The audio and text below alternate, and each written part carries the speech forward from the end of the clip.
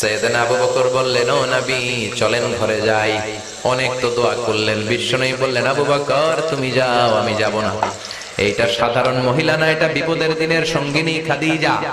মক্কায় যখন আমার কেউ ছিল না, খাদিজা আমারে ভুলে নাই। 3 বছর কাফিররা আমাকে জেলখানায় বন্দী রেখেছিলাম, শিয়াবে আবি তালেবের জেলখানা। আমার স্ত্রী ওই জেলখানার জীবনেও আমারে ছাড়ে নাই, আমার সাথে 3 বছর খাদিজাও জেল খেটেছে। এই একটাই মহিলা, যেই মহিলাকে আল্লাহ আরশের উপর থেকে সালাম দিয়েছে, মহিলাটার নাম খাদিজা। আল্লাহু আকবার। আমার সব সন্তান আল্লাহ খাদিজার পেট থেকে দিয়েছে।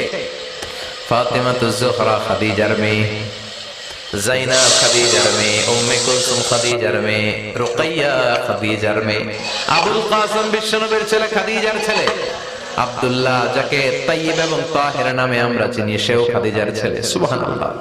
ও আবু বকর